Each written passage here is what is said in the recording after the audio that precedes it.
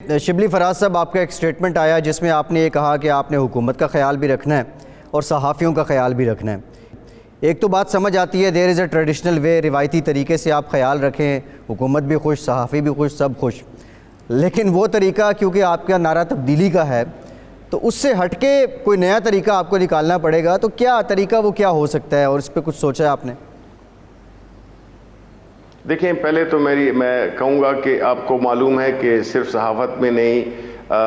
اس ملک میں جنرلی ایک elite capture ہے۔ اس سے مراد میری یہ ہے کہ دیکھیں، جو بڑے اخبار ہوتے ہیں یا جو بڑے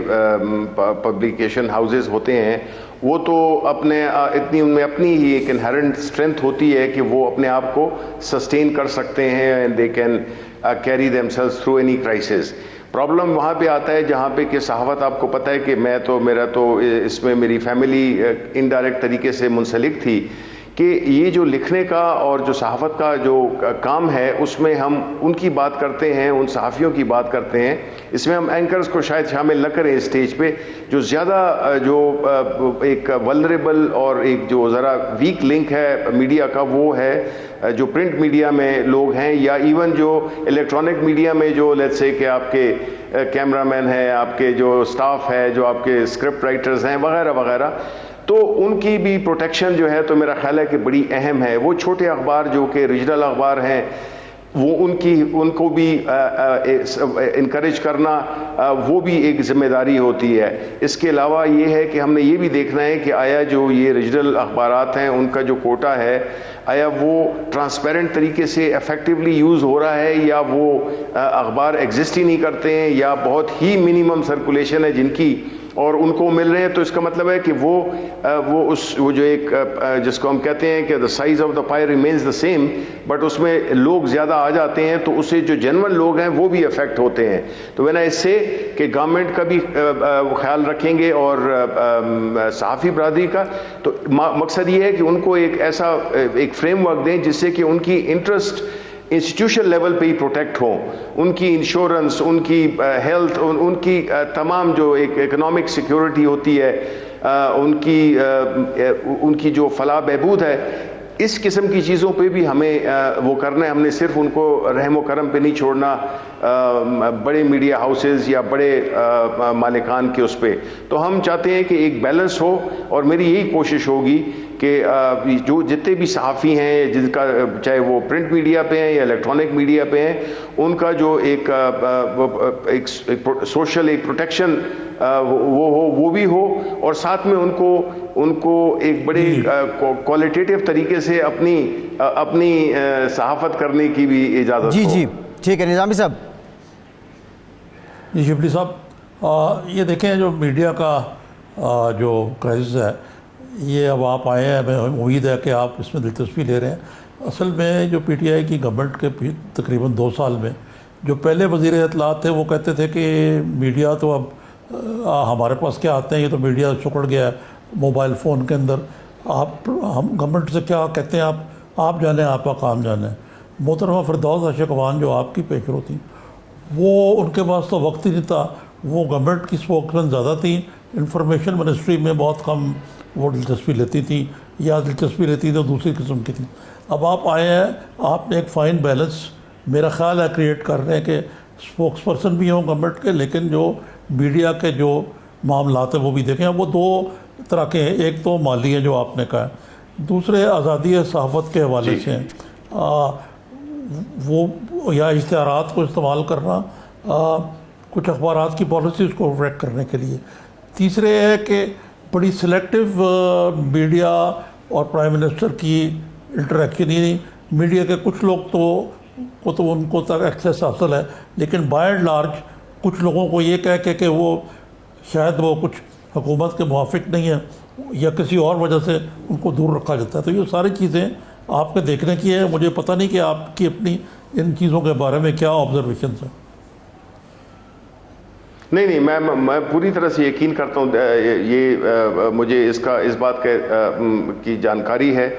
کہ اس طرح شاید ہوتا ہوا ہو، لیکن میں یہی کہہ رہا ہوں کہ میرا اپنا ایک تعلق ہے، ایک تو میرا روحانی تعلق ہے صحافت سے، اور دوسرا جو ہے تو میں چونکہ سیاست میں ہوں، اور میں نے کافی ان سے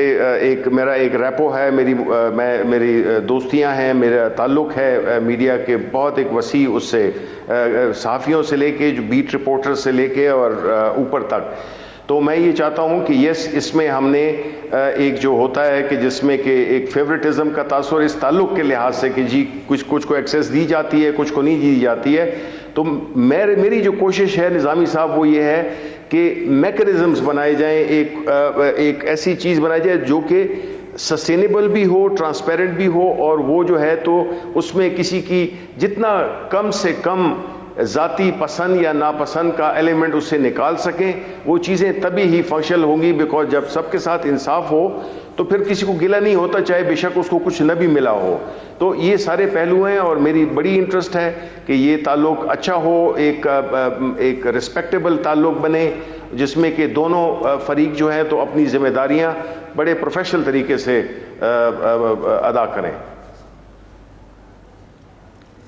اچھا یہ بتائیے جی کہ سیاسی سطح پہ اس وقت کرونا ہی ہے سارا کچھ، لیکن اس کے باوجود کچھ چیزیں چل رہی ہیں بیک گراؤنڈ میں. مثلا نیب کا آرڈیننس جو ہے وہ لیپس ہو چکا ہوا ہے. اب نیب قانون پہ اپوزیشن تو یہ کہتی ہے کہ جی ہم سے کنسلٹیشن نہیں ہو رہی ہے،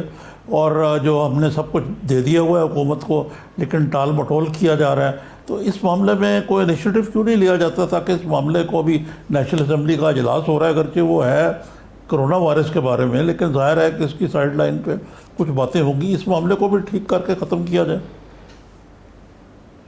جی بالکل. دیکھیں یہ بدقسمتی رہی ہے کہ پچھلی حکومتوں میں ایک چونکہ نیت یہ تھی کہ اگلے کو پھنسانا ہے، تو اس پہ دونوں جماعتوں جو کہ اس وقت سب سے زیادہ سیخ پا ہیں وہ انہوں ہی کی یہ ڈیوٹی بنتی تھی، ذمہ داری بنتی تھی کہ وہ اس کو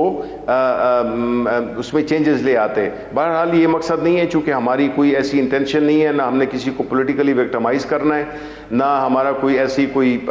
کچھ ارادہ ہے. اس پہ جی ضرور، اور یہ کہنا کہ جس میں کنسلٹیشن ہے یہ بالکل میرا خیال ہے کہ یہ ٹھیک نہیں ہے، سچ نہیں ہے، کیونکہ میں خود حصہ رہا ہوں اس بل کی، جو اس میں خواجہ سعد رفیق، اس میں خواجہ آصف، اس میں علی ظفر، یہ اپنے ہمارے فروغ نسیم، اپنے نائک صاحب، یہ سب ہم نے اس پہ بڑا کام کیا. لیکن سڈنلی جو ہے تو وہ اس میں جو ہے اگر وہ مقصد صرف اپنے لیڈران کو بچانے کی امینڈمنٹ پہ ہو، پھر اس میں نظامی صاحب بڑا مشکل ہو جاتا ہے کہ اگر آپ پرسن اسپیسیفک ایک ایسی امینڈمنٹ لے آئیں تو وہ اس پہ جو ہے تو ہمارا وہ نہیں ہوا، اتفاق نہیں ہوا. لیکن ہم نے بھرپور کوشش کی ہے کہ اس کو ہم آگے لے جائیں. اچھا شبلی صاحب، اب تو خیر پارلیمنٹ کا اجلاس ہو رہا ہے، قومی اسمبلی کا سیشن ہونے جا رہا ہے، لیکن اس سارے دورانیے میں نون لیگ کی جانب سے یہ کہا جاتا رہا کہ پارلیمنٹ کو جان بوجھ کے معطل کیا جا رہا ہے. اور بھائی کیفیت تھی، اجلاس نہیں ہو پا رہا تھا، سب مشکل میں تھے. ایک تو یہ ایسی باتیں کیوں کی جاتی ہیں؟ پھر یہ جو 18ویں ترمیم کا شور ہے، 18ویں ترمیم میں مزید ترمیم کو لے کے حکومتی حلقوں میں یا پرائم منسٹر پاکستان کیا ان حالات میں وہ سمجھتے ہیں کہ ضروری ہے یہ بحث بھی ہونی چاہیے؟ دیکھیں یہ بڑا اچھا سوال آپ نے کیا. میں یہ سمجھتا ہوں کہ پہلی بات تو یہ کہ ہم پرائم منسٹر لیول پہ اس بات کو کبھی بھی پرائم منسٹر صاحب نے ان اے فارمل وے بات کی. یہ تو دیکھیں یہ آوازیں تب پیدا ہوتی ہیں، اور ان آوازوں میں بھی ایک چھوٹی سی آواز تھا جس میں کہ ہم یہ کہتے تھے کہ جی دیکھیں چیزوں پہ بحث ہونی چاہیے. یہ مطلب نہیں ہے کہ اس میں آپ اس سے ڈس ایگری کرتے ہیں یا آپ اس کے مخالف ہیں. ہم یہ کہتے ہیں کہ یہ کلچر جو ہے جس میں کہ آپ بالکل کسی چیز کو بالکل ایک آسمانی صحیفہ سمجھ کے اس پہ بالکل بات کرنے کی بھی آپ ماحول نہ کریٹ کرنے دیں، یہ غلط ہے. بیکاز اس سے سوسائٹی ایوالو ہو گئی نہیں.